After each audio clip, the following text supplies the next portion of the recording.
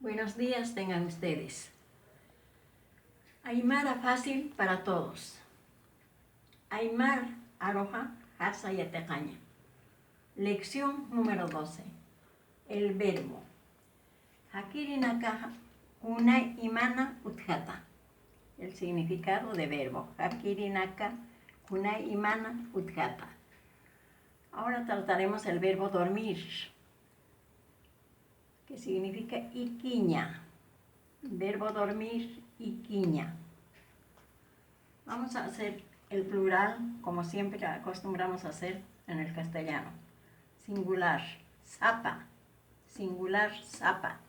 Plural, ayoja. Ictua, duermo. Ictana, dormimos. Icta, duermes. Iquisipcta, duermen. Iki, duerme.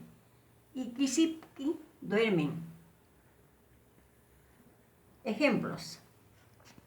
Ahora, como hemos utilizado los pronombres, aquí podemos utilizar también nombres, cualquier nombre. Pero por ahora vamos a seguir usando los pronombres.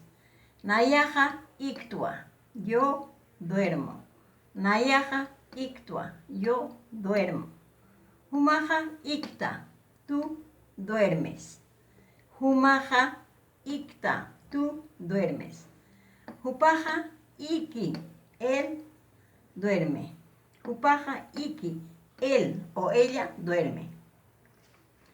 Hiwasaja ictana, nosotros o nosotras dormimos. Humanakaja ikipta, ustedes duermen.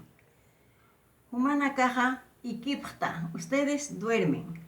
Hupanakaja ikipje, ellos duermen. Take iktana, todos dormimos. Take iktana, todos dormimos, incluidos los animales, también duermen. Muchas gracias, eso es todo por ahora.